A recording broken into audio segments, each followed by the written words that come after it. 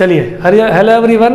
Krebs cycle और glycolysis के बारे में हमने पिछले वीडियोस में पढ़ लिया था और अब जो फाइनल सिस्टम है उसको हम लोग पढ़ने का प्रयास करेंगे, जिसको हम लोग इलेक्ट्रॉन ट्रांसपोर्ट चेन बोलते हैं। तो जितनी भी क्रेब्स साइकिल की प्रक्रिया हुई या ग्लाइकोलाइसिस की प्रक्रिया हुई, जितने भी रिएक्शंस हुए, उससे हम लोगों को फायदा क्या हुआ? हम लोगों को एनर्जी मिला। जैसे कि ग्लाइकोलाइसिस में हमको नेट गेन NADH मिला और ATP हम लोगों को देखने को मिला। क्रेब्स साइकिल की प्रक्रिया इसीलिए हुई क्योंकि हम लोगों को कुछ रिड्यूसिंग एजेंट्स मिले। जैसे कि आप जान सकते हैं कि क्रेब्स साइकिल में टोटल 3 NADH पूरे कंप्लीट होता है, तो 3 NADH बना, एक FADH2 बना और एक GTP बना था। तो एक मॉलिक्यूल एसिटल कोएंजाइम से कितने NADH, FADH2 और GTP बनते हैं, ये क्वेश्चन ऑब्जेक्टिव के लिए बहुत ज़्यादा ही इम्पोर्टेंट हो जाता है। इवन नेशनल एग्जाम्स में भी यह पूछा गया है। तो वही NADH जो हम लोगों को क्रेब्स साइकिल में जनरेट हुआ था, वो NADH इस इलेक्ट्रॉन ट्रांसपोर्ट चेन में सहभागी रहेगा और जो FADH2 क्रेब्स साइकिल में था वो भी इस इलेक्ट्रॉन ट्रांसपोर्ट चेन में क्या करेगा? सहभागी रहेगा।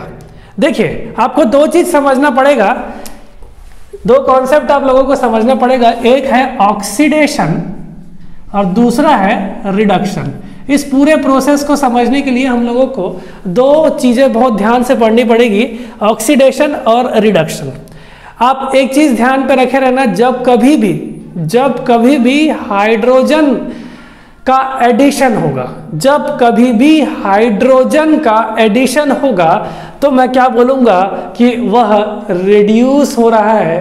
जो भी चीज होगा, जो भी सबस्ट्रेट में हाइड्रोजन का एडिशन होगा, तो मैं क्या बोलूंगा कि वह सबस्ट्रेट रिड्यूस हो रहा है। तो एडिशन ऑफ हाइड्रोजन कहलाएगा रिडक्शन। दूसरे शब्दों में यह बोल सकते हो कि उसको इलेक्ट्रॉन गेन हो रहा है ना, क्योंकि हाइड्रोजन ऐड हो रहा है तो प्रोटॉन प्लस इलेक्ट्रॉन उनके पास ऐड हो रहे हैं। इस कारण से गेन ऑफ इलेक्ट्रॉन्स भी क्या कहलाएगा?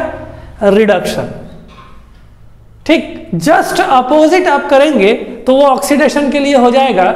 फॉर एग्जाम्पल, अगर किसी सबस्ट्रेट से हाइड्रोजन रिमूव हो रहा है तो वह ऑक्सीडेशन का प्रोसेस हो रहा है।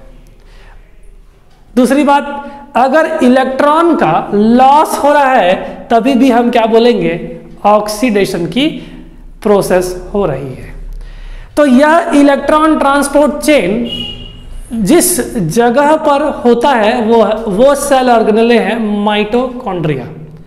अगर मैं माइटोकॉन्ड्रिया का स्ट्रक्चर के बारे में थोड़ा सा आपको याद दिलाऊं, जो आपने प्रीवियस क्लासेस में पढ़ के रखी हुई है, कि माइटोकॉन्ड्रिया जो है वह डबल मेम्ब्रेनस स्ट्रक्चर है और उसमें आउटर मेम्ब्रेन और इनर मेम्ब्रेन प्रेजेंट रहते हैं। इनर मेम्ब्रेन में कुछ इनफोल्डिंग्स रहते हैं जिसको हम लोग क्रिस्टी बोलते हैं, है ना, और इनर मेम्ब्रेन के साइटोप्लाज्म को अपन बोलते हैं मैट्रिक्स। ठीक, तो एक माइटोकॉन्ड्रिया में हमारे पास आउटर मेम्ब्रेन प्रेजेंट रहता है, सेकंड इनर मेम्ब्रेन प्रेजेंट रहता है। इस आउटर मेम्ब्रेन और इनर मेम्ब्रेन के स्पेस को हम लोग बोलते हैं इंटर मेम्ब्रेन स्पेस।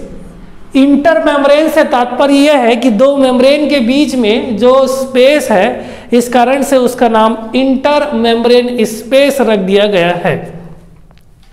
तो माइटोकॉन्ड्रिया एक डबल मेम्ब्रेन स्ट्रक्चर है। इनर मेम्ब्रेन में हम लोगों को कुछ इनफोल्डिंग्स देखने को मिलते हैं। इस इनफोल्डिंग्स को हम लोग बोलते हैं क्रिस्टी। ठीक, अब आपको ध्यान में एक चीज दिला दूं कि सेल के साइटोप्लाज्म में ग्लाइकोलाइसिस का प्रोसेस होता है।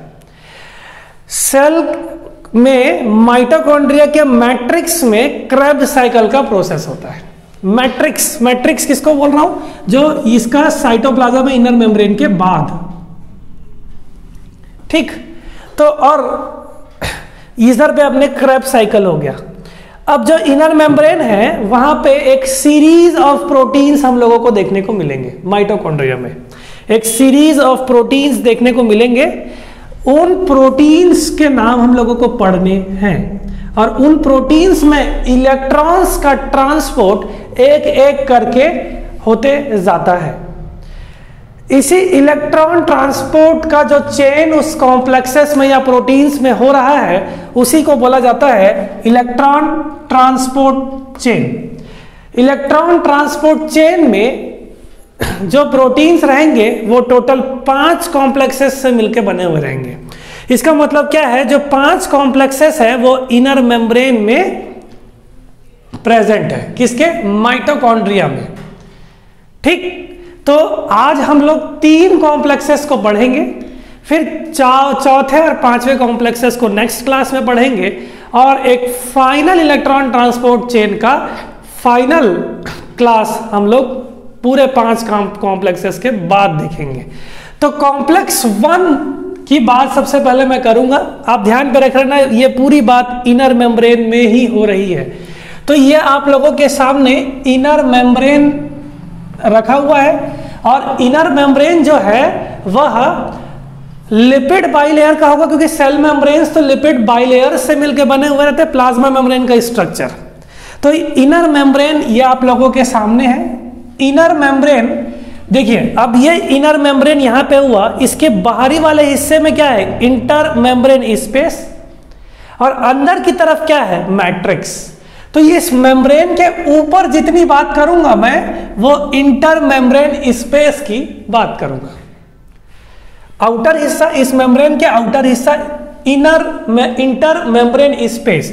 इस मेम्ब्रेन के अंदर वाले हिस्से में मैं जितनी भी बात करूंगा वो मैट्रिक्स वाला हिस्सा है। अभी फिलहाल आप कॉम्प्लेक्स 1 को इतना समझिए, ठीक है? ये कॉम्प्लेक्स 1 जो है ना इतना है, फिर सेकंड कॉम्प्लेक्स मैंने फिर से अलग कर दिया। एक्चुअली ये पूरे सीरीज में एक ही मेम्ब्रेन में प्रेजेंट रहते हैं, मैंने सब कॉम्प्लेक्सेस को तोड़ दिया है।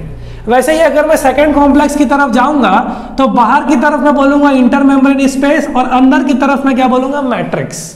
वैसे ही मैं थर्ड कॉम्प्लेक्सेस में ये डायग्राम जो मैंने बनाया है इसके आउटर वाले की बात करूंगा तो मैं क्या बोलूंगा? इंटर मेम्ब्रेन स्पेस, और इनर की तरफ बात करूंगा तो अगेन मैट्रिक्स। तो ये मैंने अलग अलग करके इस इनर मेम्ब्रेन में कॉम्प्लेक्सेस को अलग कर दिया है। इस चीज को आपको ध्यान पर रखना पड़ेगा।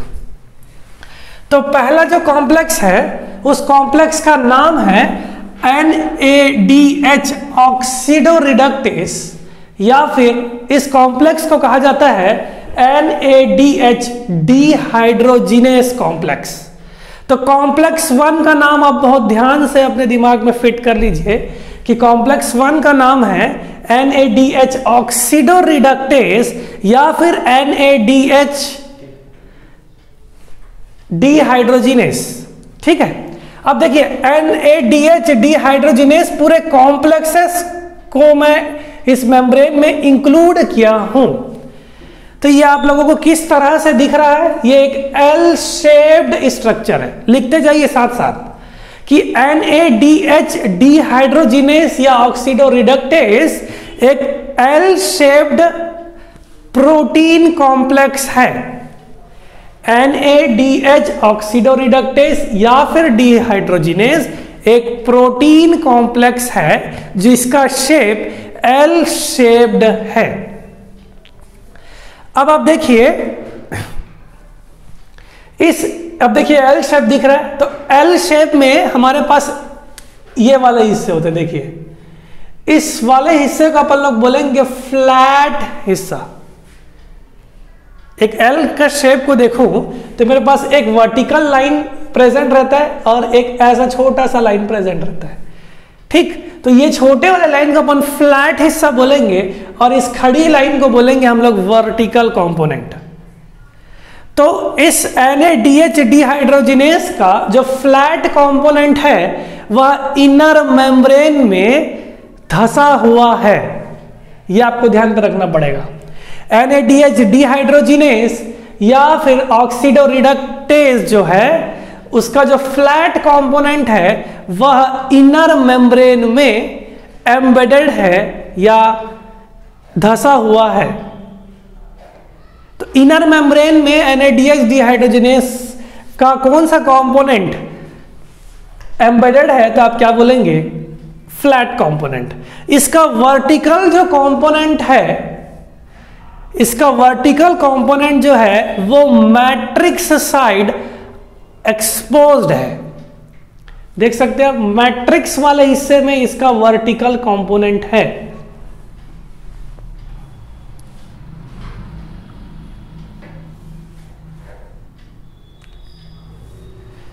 ठीक, इतना तक समझ में आया होगा, आशा करता हूं।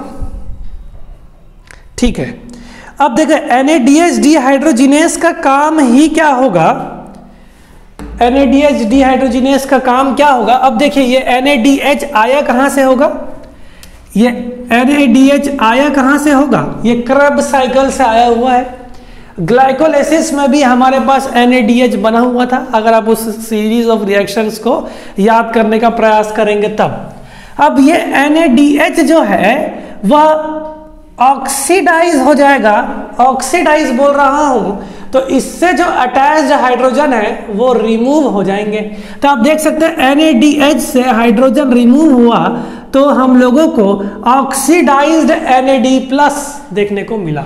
तो रिमूवल से इलेक्ट्रॉन्स जो हैं वो फ्री हुए और वो जैसे ही NADH से रेड्यूस्ड स्टेट से NAD+ ऑक्सीडाइज्ड स्टेट में पहुंचे तो इलेक्ट्रॉन्स जो हैं वो वर्टिकल कंपोनेंट NADH ऑक्सीडोरिडक्टेस का या डिहाइड्रोजिनेस का के FMN वाले हिस्से में, FMN किस लिए, फ्लेविन मोनोन्यूक्लियोटाइड। FMN किसके लिए स्टैंड होता है, फ्लेविन मोनोन्यूक्लियोटाइड। जब NAD+ में ऑक्सीडाइज्ड हो रहा है तब उसके इलेक्ट्रॉन्स जो हैं उसको रिसीव करने के लिए FMN रिस्पॉन्सिबल है। अब आप खुद सोचिए FMN जो है वो ऑक्सीडाइज्ड स्टेट में पहले से पड़ा हुआ रहता है, जब उसके पास इलेक्ट्रॉन्स आएंगे तब वह फिर से रेड्यूस्ड स्टेट में पहुंच जाएगा। तो जिस NADH से प्रोटॉन्स या हाइड्रोजन रिमूव हुए तो वह FMN को रिड्यूस कर गए। ध्यान से समझना, इस कारण से मैं ऑक्सीडेशन और रिडक्शन पहले से ही बता दिया। तो FMN जो है वो अपने रेड्यूस्ड स्टेट पे पहुंच जाएगा, उस रेड्यूस्ड स्टेट को हम लोग बोलेंगे FMNH2। ये दो हाइड्रोजन आया कहां से, इस NADH के ट्रांसपोर्ट्स ऑक्सीडेशन से। तो ये जो हाइड्रोजन है ये FMN ने रिसीव किया और वह रेड्यूस्ड स्टेट में पहुंच गया। उसका रेड्यूस्ड स्टेट क्या है, FMNH2। फिलहाल मैंने इसको FMNH2 को दिखाया नहीं है, लेकिन आप समझ जाइए। FMNH2 के बाद फिर से वह अपने हाइड्रोजन को रिमूव करवाएगा और वो अपने इलेक्ट्रॉन्स को ट्रांसपोर्ट कर देगा आयरन सल्फर कॉम्प्लेक्स में, जिसको हम लोग बोल रहे हैं FeS।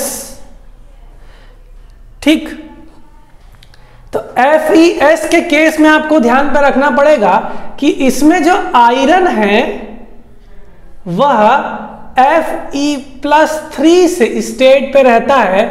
जैसे ही उसको प्रोटॉन मिलता है तो ये Fe+2 स्टेट पे पहुंच जाता है।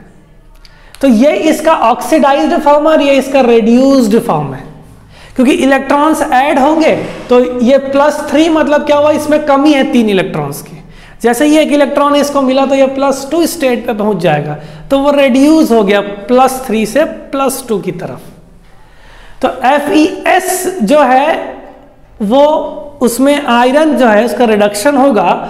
फिर वो आयरन रेड्यूस होने के बाद सीरीज में लास्टली एक इंपॉर्टेंट मॉलिक्यूल को रेड्यूस करेगा। मतलब अब देखिए ये Fe+3 से Fe+2 स्टेट में पहुंच गया, ठीक है, इसके पास हाइड्रोजन आ गया, फिर से वो दूसरे को डोनेट कर सकता। हो क्या रहा है कि NADH से इलेक्ट्रॉन FMN लिया, FMN इलेक्ट्रॉन लेने के बाद उसको ट्रांसफर कर दिया FES में, फिर FES ने ट्रांसफर कर दिया एक लास्ट मॉलिक्यूल को। अब इस मॉलिक्यूल के बारे में देखिए, ये जो मॉलिक्यूल है ये लिपिड सॉल्युबल मॉलिक्यूल है, जिसको मैंने Q से डिनोट कर दिया है।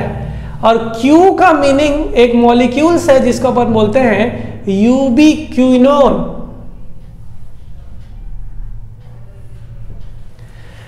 तो Q जो है वो यूबिक्विनोन को रिप्रेजेंट करता है। यह एक लिपिड सॉल्युबल मॉलिक्यूल है, इस कारण से ये जो है मेम्ब्रेन के अंदर इजीली घूमता रहता है। बाकी आप देखिए इसका वर्टिकल कंपोनेंट जो है वो मेम्ब्रेन के अंदर नहीं है, इस कारण से वो लिपिड सॉल्युबल नहीं है ना। अब ये दोनों फ्रेंड्स हैं। देखिए ये जो ब्लू कलर का बनाया है, ये इसको अपन लोग प्लाज्मा मेम्ब्रेन का हेड स्ट्रक्चर बोलते हैं। ये हाइड्रोफिलिक है, ठीक है, वाटर लविंग स्पीशीज है। अंदर वाला जो हिस्सा है वो तो लिपिड का है। अब ये लिपिड सॉल्युबल है, तेल में मिल जाता है ना। तो इस कारण से लिपिड सॉल्युबल होने की वजह से ये इस तरह से घूमता रहता है। ठीक, चलिए नेक्स्ट अपन लोग एक और इंपॉर्टेंट चीज देखते हैं कि इस यूबिक्विनोन में यहां से इलेक्ट्रॉन्स यह रिसीव करेंगे। इलेक्ट्रॉन्स रिसीव करने के बाद ये रेड्यूस्ड स्टेट पे पहुंच जाएंगे। फिर से जो Q था ये ऑक्सीडाइज्ड स्टेट पे है, और जब ये इसमें हाइड्रोजन ऐड हुआ तो ये रेड्यूस्ड स्टेट में पहुंच गया। तो यूबिक्विनोन जो है रिडक्शन के बाद QH2 स्टेज में पहुंच जाता है। इसको अपन लोग बोलते हैं यूबिक्विनोल स्टेट। ऑल क्यों आया? क्योंकि हाइड्रोजन जाकर के इसके हाइड्रोक्सिल ग्रुप जाकर के बना लिया होगा। तो Q जो है वो QH2 में इलेक्ट्रॉन ट्रांसपोर्ट की वजह से रेड्यूस्ड पहुंच गया। अब आप एक इंपॉर्टेंट पॉइंट आप देखेंगे कि जैसे ही इसमें इलेक्ट्रॉन ट्रांसपोर्ट हो रहा है, देखो इलेक्ट्रॉन यूबिक्विनोन ने यहां से लिया, अब प्रोटॉन जो है उसने मैट्रिक्स से लिया। हर किसी भी मॉलिक्यूल में इलेक्ट्रॉन्स और प्रोटॉन्स हो रहे थे। इतना देर से यहाँ पे इलेक्ट्रॉन का ट्रांसपोर्ट हो रहा था, और मैट्रिक्स से इसने 2 प्रोटॉन्स लेकर के ये अपने रेड्यूस्ड स्टेट, अब इसके पास इलेक्ट्रॉन्स और प्रोटॉन्स दोनों है। ठीक, दूसरी बात, जब ये ट्रांसपोर्ट इस कॉम्प्लेक्स 1 में हो रहा है तो मैट्रिक्स से देखिए एरो बनाया हूं, मैट्रिक्स से hydrogen ions inter membrane space में पंप होते जा रहे हैं।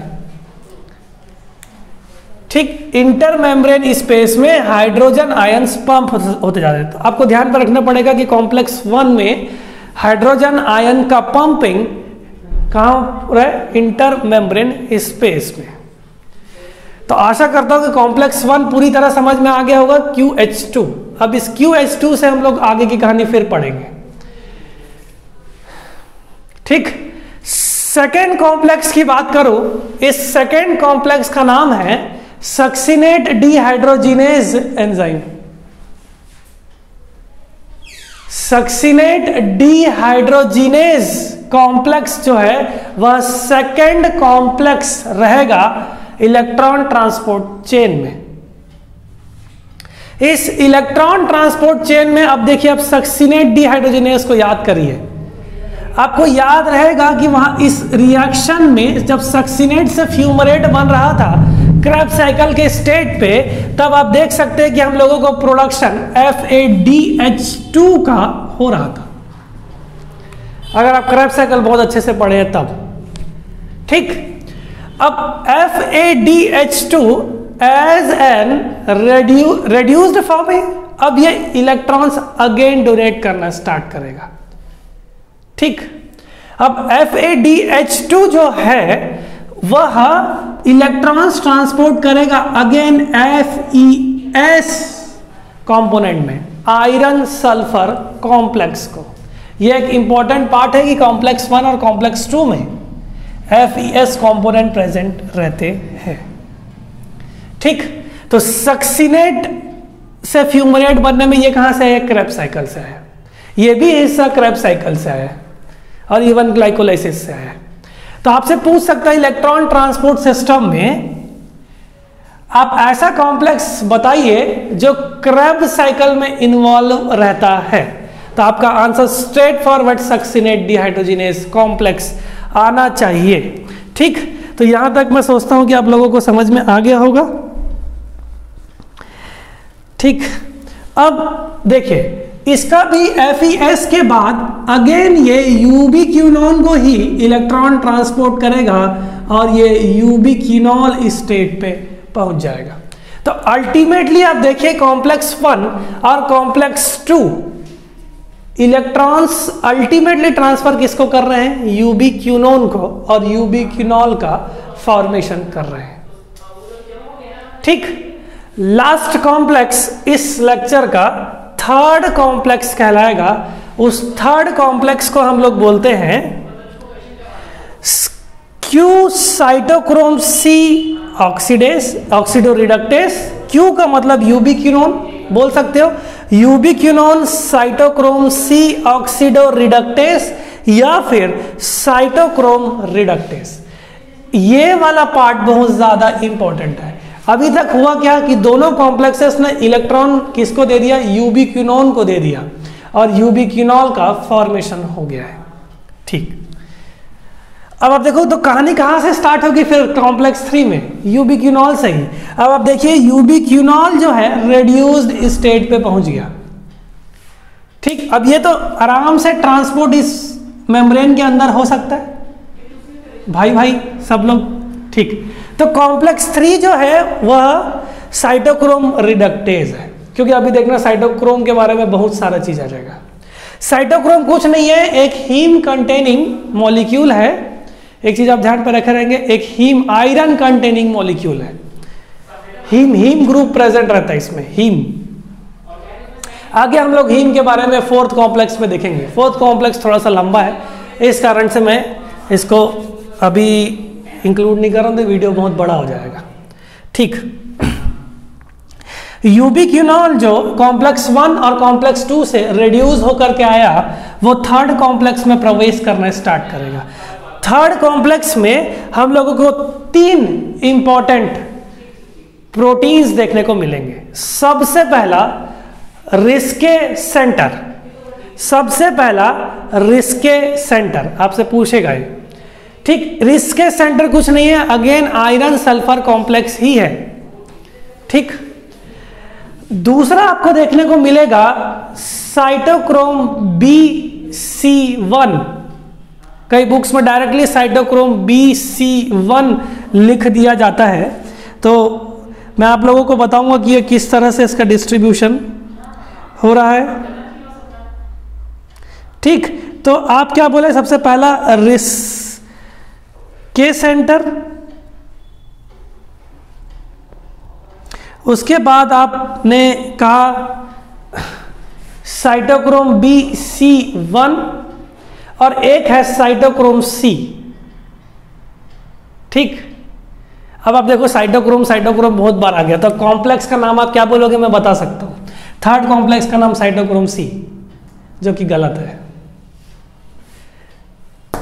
साइटोक्रोम रिडक्टेस आपको यह ऑप्शन में फंसाएगा। एक्चुअल में साइटोक्रोम C थर्ड कॉम्प्लेक्स का पार्ट है। ठीक, तो आप लोगों को मुख्यतः यह 3 कॉम्प्लेक्सेस हम लोगों को देखने को मिलेंगे। एक काम करो, आप लोग साइटोक्रोम C को थर्ड कॉम्प्लेक्स में मत लो, आप लोग साइटोक्रोम B, साइटोक्रोम C1 और रिस्के सेंटर को ही ले लो, नहीं तो ऐसा में कंफ्यूज हो गए। इस साइटोक्रोम C का काम मैं आपको आगे बताऊंगा। ठीक, तो आपको ध्यान रखना क्योंकि साइटोक्रोम बहुत ज्यादा है, तो आप थर्ड कॉम्प्लेक्स को साइटोक्रोम BC1 भी कई लोग बोलते हैं, साइटोक्रोम रिडक्टेज भी बोलते हैं, या साइटोक्रोम ऑक्सीडो रिडक्टेज भी बोलते हैं। तो BC1 कॉम्प्लेक्स साइटोक्रोम किस कॉम्प्लेक्स में प्रेजेंट रहता है? तो आप क्या बोलोगे? Complex number 3। ठीक, तो 3 चीजें आपको ध्यान पर रखनी है।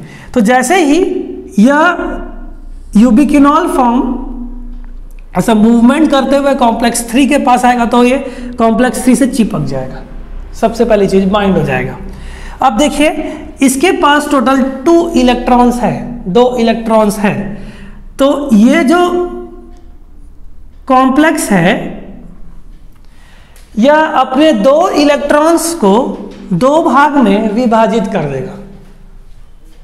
ठीक, तो यूबिक्विनोन, अब देखिए QH2 से यूबिक्विनोन में कन्वर्ट होगा, है ना, और ये इलेक्ट्रॉन्स फिर आगे के कॉम्प्लेक्सेस में देना स्टार्ट करेगा।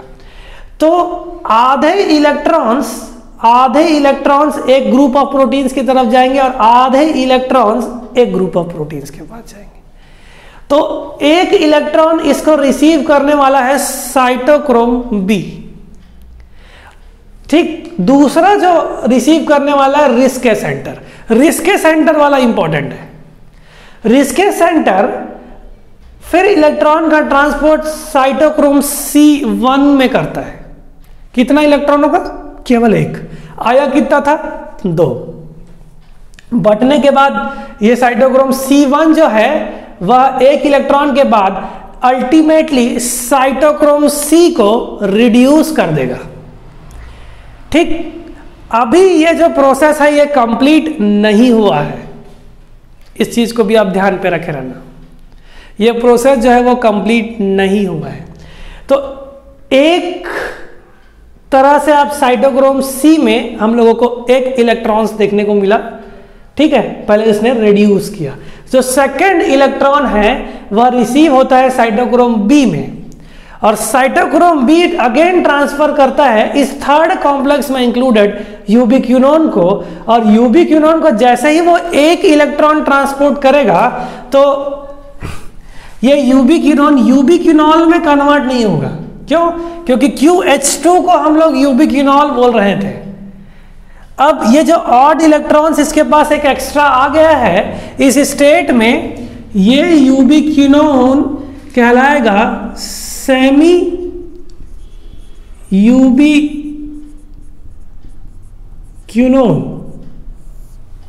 सेमी शब्द इसलिए आया है हमारे पास क्योंकि इसके पास पूरे 2 इलेक्ट्रॉन्स रिसीव नहीं हुए हैं। एक सेकेंड में थोड़ा सा चेक कर लेता हूं कि वो यूबिक्विनोन है कि यूबिक्विनोल है। सेमी यूबिक्विनोन है शायद।